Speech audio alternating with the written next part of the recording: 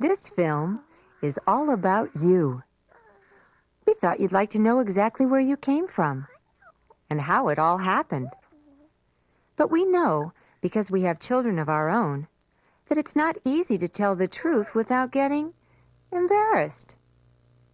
First you turn pink, then you turn red, and you cough and you splutter, and you mumble and you mutter, and you find the whole thing too difficult for words.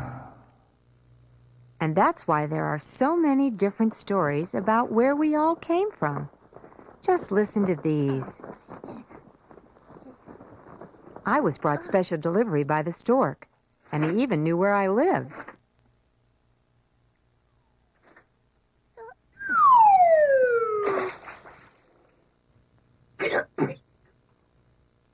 My dad was in the bar one night, and he found me swimming in his beer.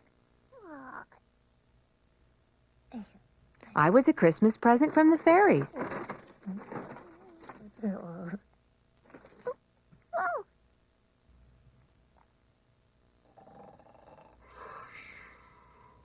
I was hiding in Papa's best Sunday hat.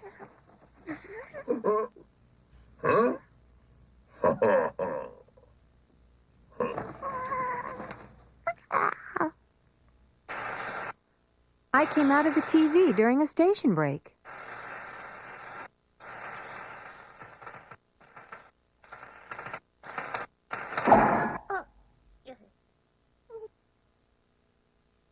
Mom found me one day in a hamburger. I was born in a cabbage at the bottom of the garden.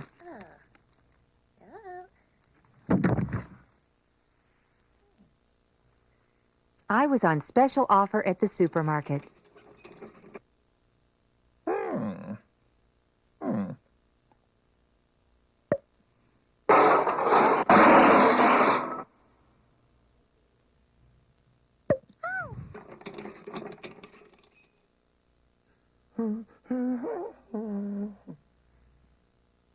Mom got me instead of lunch when she was in hospital.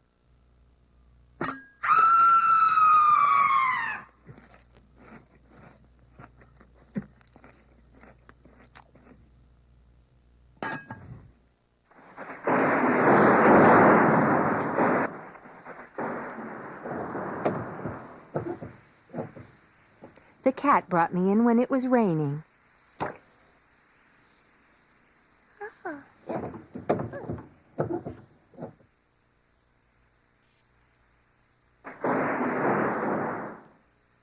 Of course, you know, really, that none of those stories is true. The truth is much more interesting. So let's start at the very beginning. The first thing to know is that babies are made by grown-ups. One of them has to be a woman, and the other, a man. So the two people who made you were your mother and your father. Now, if you were to put your mother and your father in the bath together, you'd notice something very, very interesting. They're not made at all the same way. You might have noticed that already, but you notice much more when they're in the bath. First of all, they're different sizes. They're different shapes. And they have different parts to their bodies. This is important because it's those different parts that help your mother and your father to make you. In fact, it's so important that we'll have a close look at everything so you can see what's what. Don't worry if they don't look too much like your mother and father. The important parts are the same on all of us. Even you. If we start at the top, you can see that the man has a flat chest. But the woman has two round bumps on her chest. You will have heard all sorts of names for these, but the proper name is breasts. And that's the name you should try to remember. When you were just born, your mother's breasts were rather like a mobile milk bar. For the first few months of your life, the only food you could eat was milk. You know why? Because at that time, you didn't have any teeth. So you couldn't eat hot dogs, or hamburgers, or French fries, or cookies, or anything chewy. You had to drink your food. And the milk that kept you alive for those first few months either came from a bottle or from your mother's breasts.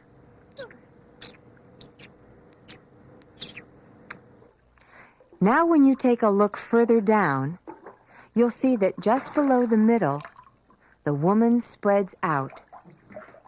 Those are hips. The reason they're wider on the woman than on the man is to make enough room for a baby. But that comes later.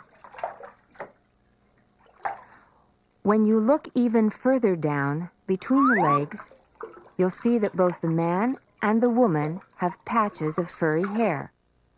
You'll have some too one day when you get older. But the important thing to notice is how different the man and the woman are. Between the man's legs is something that all you boys have. Yours won't be as big as this yet, but it will grow bigger as you grow bigger.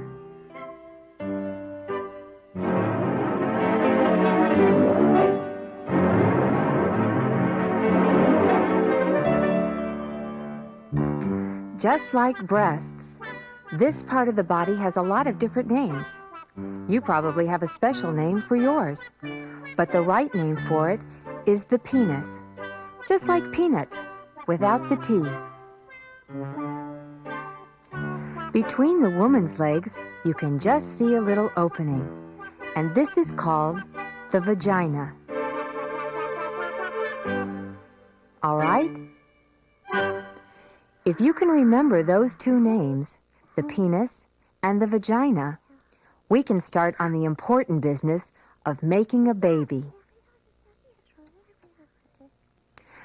Let's say the man and the woman are lying in bed together.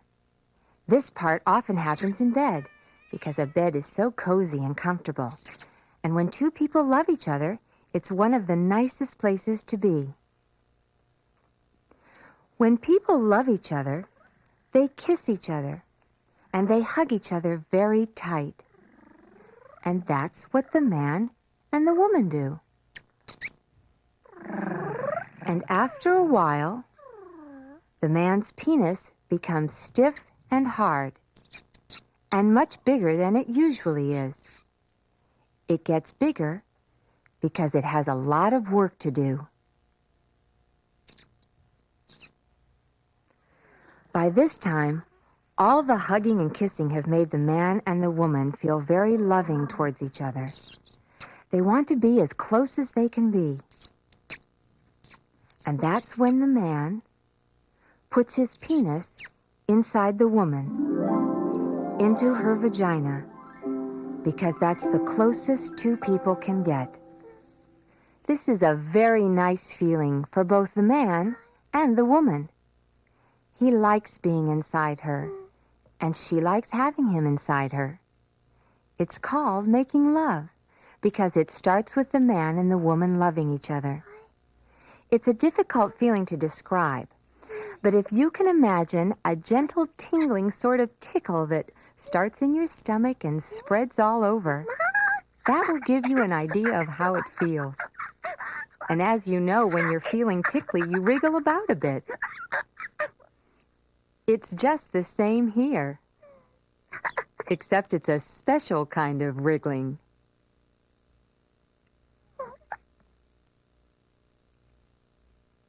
It's easier to understand when you realize that the parts which tickle most are the man's penis and the woman's vagina. So it's not surprising that most of the wriggling happens down there. It often starts slowly, but gets quicker and quicker as the tickly feeling gets stronger and stronger. The man pushes his penis up and down inside the woman's vagina so that both the tickly parts are being rubbed against each other, like scratching an itch, only a lot nicer.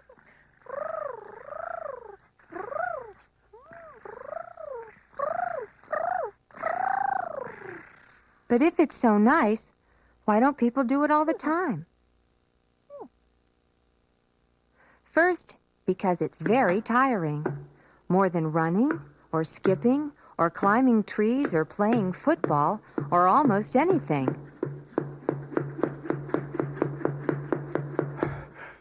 Good as it is, you just can't do it all day long. The other reason is that something really wonderful happens, which puts an end to the tickly feeling, and at the same time starts the making of a baby. When the man and the woman have been wriggling so hard you think they're both going to pop, they very nearly do just that. All the rubbing up and down that's been going on ends in a lovely explosion. Like a tremendous big shiver for both of them. You know how it is when you have a tickle in your nose for a long time, and then you have a really big sneeze? It's a little like that.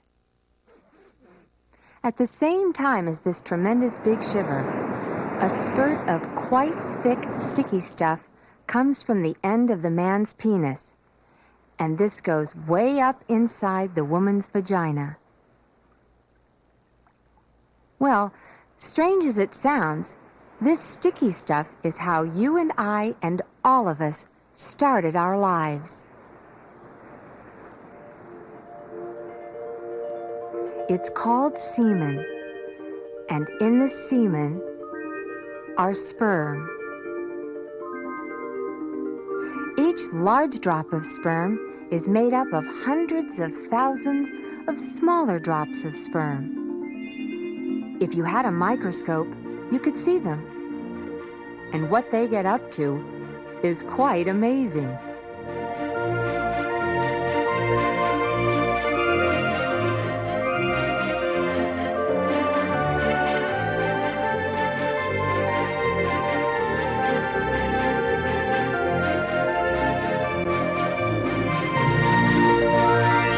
After leaving the man's penis, the sperm make their way up the woman's vagina, like tiny tadpoles swimming up a stream. What they're hoping to find is one of the eggs that the woman produces inside her every month.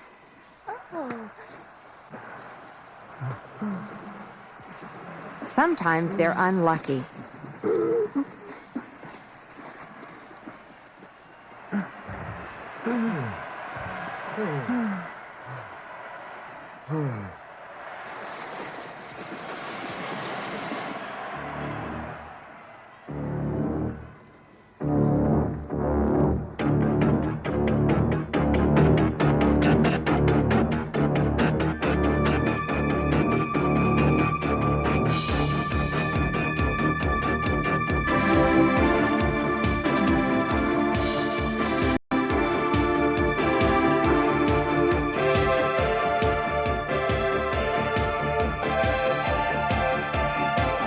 But if one single sperm meets one single egg, they have a romance of their own.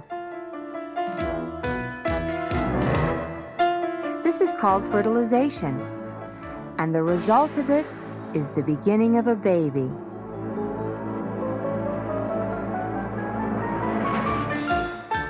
If two sperm meet two eggs, the result is twins. 3 sperm and 3 eggs, triplets, and so on. When the sperm and the egg get together, they make a tiny person. So tiny that not even the mother knows it's there for the first few weeks. But slowly, that tiny speck will grow and grow until it becomes a grown-up baby, ready to come into the world. That's a lot of growing, and it takes 9 months. So the unborn baby is going to need somewhere to live. Where it lives is a special place inside the mother called the womb, which is a great place to be for the first 9 months of your life. It's safe, it's warm, and there's plenty to eat, because the baby's food comes from the food the mother eats. That's all part of womb service. And what does our baby, let's say she's a girl, what does she do all day?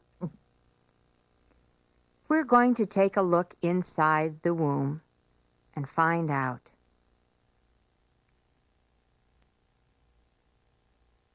She spends her first month growing from a dot you can hardly see into a little girl no bigger than one of your teeth.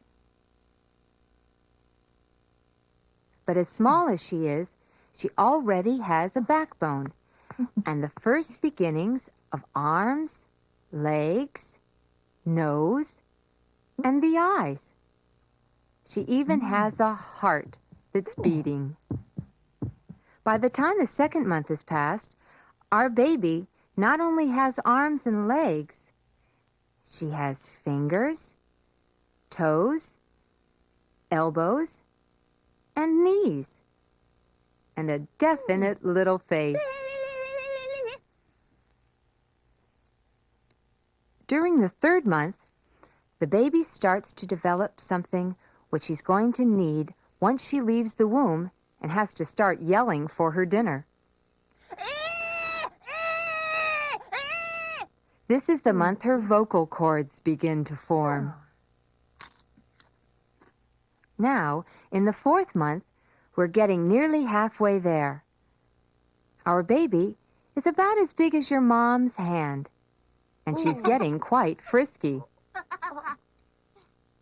By the end of this month, it's usually possible for the mother to feel her moving about. The fifth month is a big moment for bald-headed babies, because this is usually the month when a thin covering of hair appears on the head. Nails grow on the fingers and toes, and a doctor with one of those special hearing things can actually hear the baby's heart beating. Although she can't see much in the womb because it's so dark, her eyelids will open sometime during the 6th month. And at the same time, she'll start getting eyebrows and eyelashes. 7th month. And if you thought she was big before, by now she's a whopper.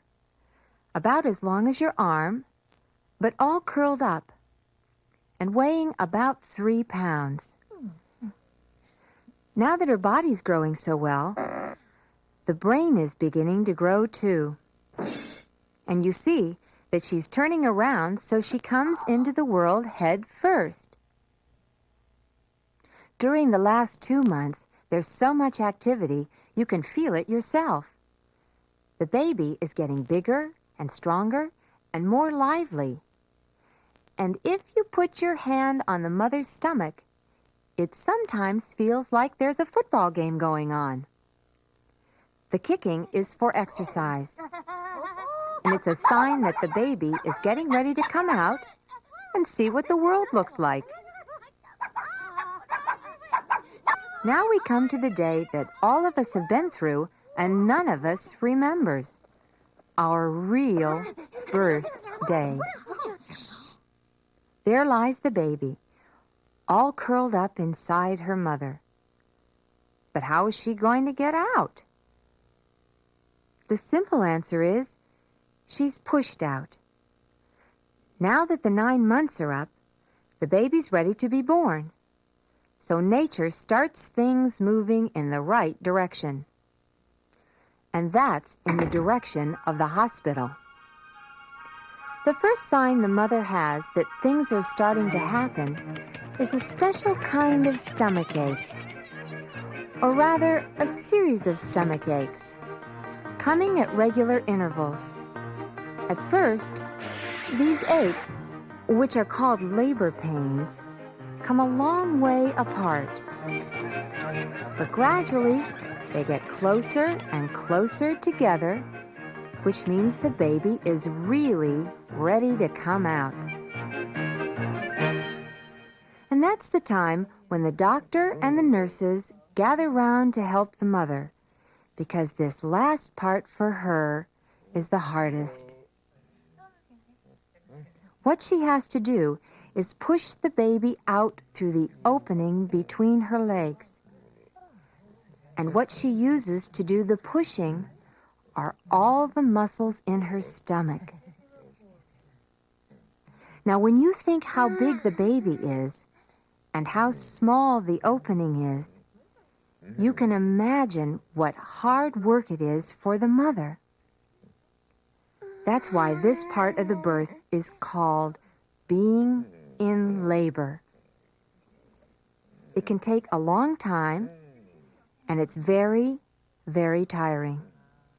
But at last, out she comes, looking cross, red in the face, and yelling like a fire engine.